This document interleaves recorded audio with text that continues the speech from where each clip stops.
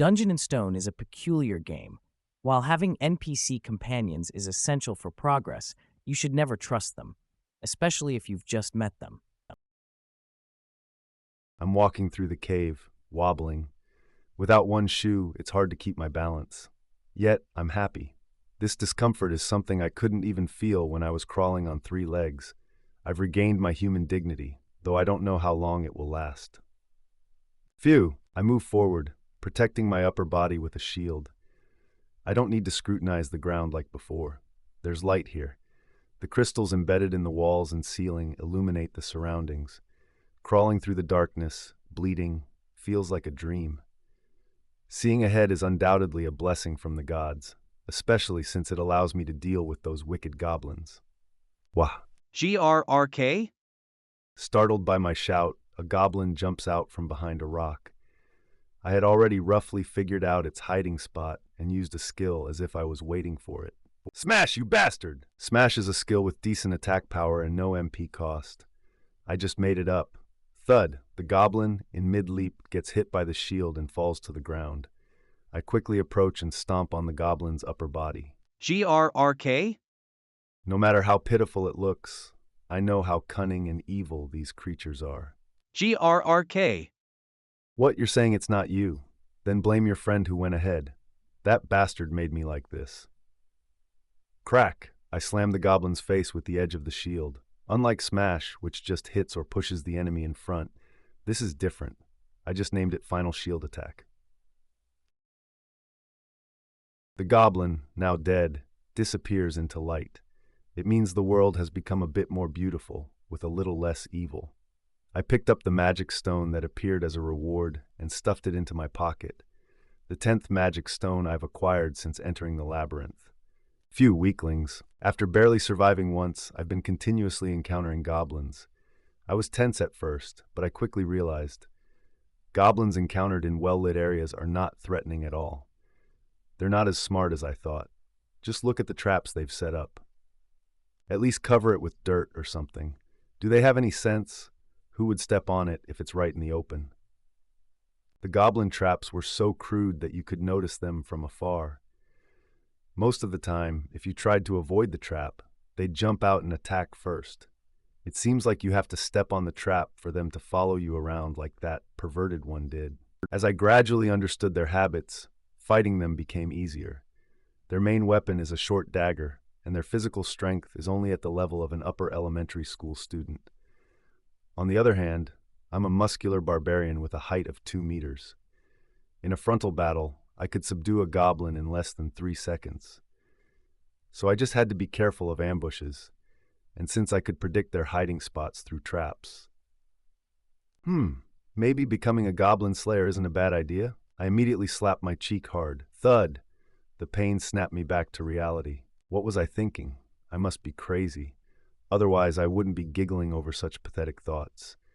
Let's not get cocky just because I killed a few goblins. It's been less than 2 hours since I came back to life, and I haven't solved any of the new problems. Ugh, I'm hungry. First, there's the food problem. I didn't just lose my shield while crawling through the darkness.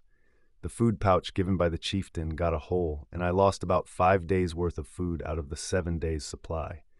Of course, I couldn't wander in the dark to find it. I'm not Hansel and Gretel.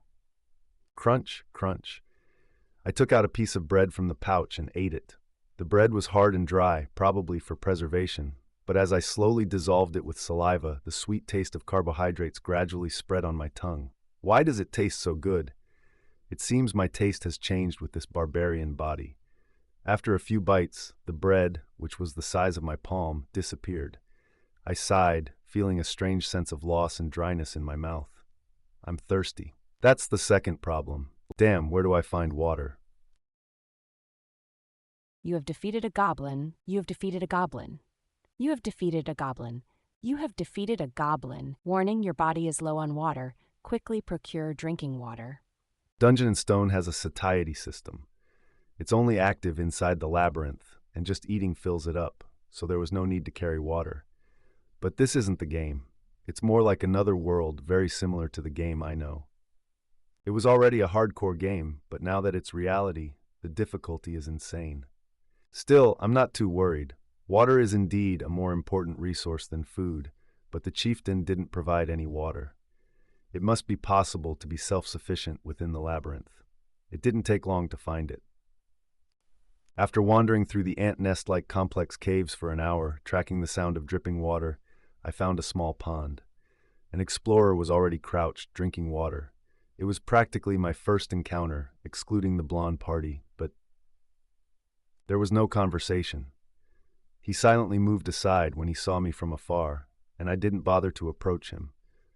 Other explorers I met afterward were the same. They all avoided me as soon as they saw me. It seems there's an unwritten rule among explorers not to contact each other unless necessary. Or maybe they just didn't want to get involved with a blood-covered barbarian.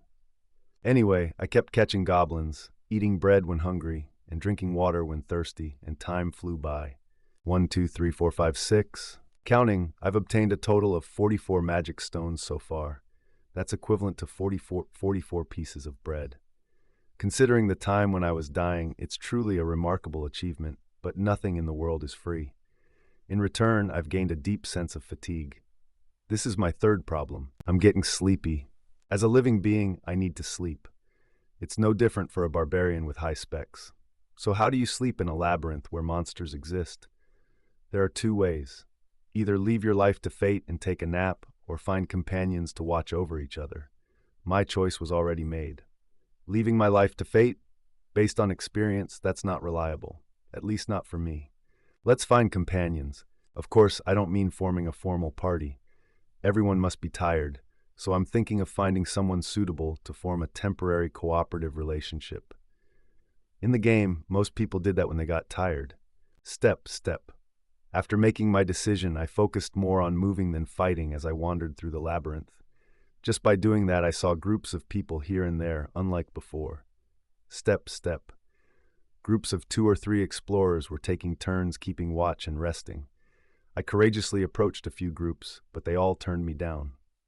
Sorry, but we've got all the people we need. Though they said that, the reason was clear when they frowned and covered their noses as I approached. Bastards. How clean do they think they are? While grumbling inwardly, someone spoke to me. Hey. It was a human man who looked about 30, about 180 centimeters tall. He had a gentle and kind appearance, but his hand held a hammer stained with goblin blood. The man smiled and asked me, Are you looking for a knight companion? Damn, what's with this guy? Instinctively, I took a step back, and the man tilted his head. Weren't you looking for a knight companion? I thought I could trust a barbarian and rest easy, but that's unfortunate. You should have said that earlier, mister. It seems knight companion is a slang term for the temporary cooperative relationship I mentioned. In the game, it's called knight companion. I interpreted it as a comrade or companion of the knight, but hearing it in reality, it sounds quite perverted. No, I am looking for a knight companion. Is that so? That's a relief. Then would you join me? I will, and so I became a knight companion with the man. My name is Hans. I am Bjorn, son of Yandel. Then can I call you Bjorn? The experienced man naturally finished the introduction and led the atmosphere. 3 knight companions are ideal, but it seems like a waste of energy to keep looking. Bjorn, what do you think? In simple terms, he was suggesting we sleep together. This guy, is he really not thinking anything weird?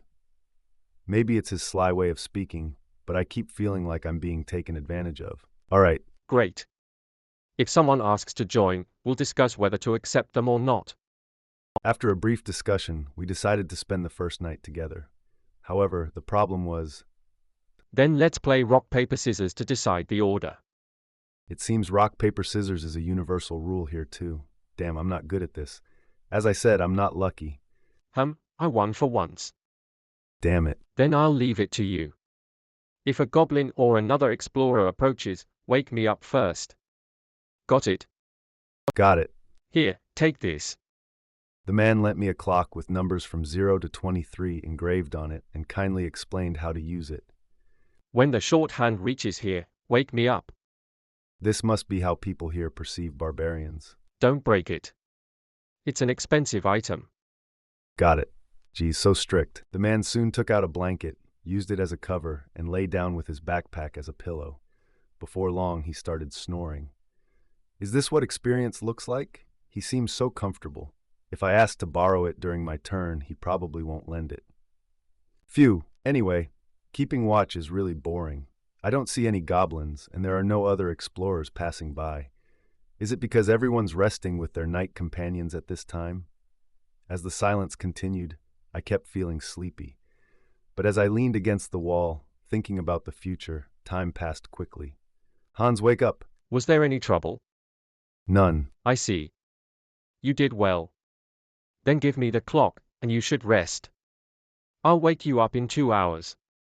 Before I could even ask to borrow it, the man packed the blanket into his backpack and stood up. Tsk. I erased my regrets and leaned against the wall. Then I pretended to doze off. Of course I did. No matter how kind, intelligent, and harmless this man seems, how can I trust someone I just met?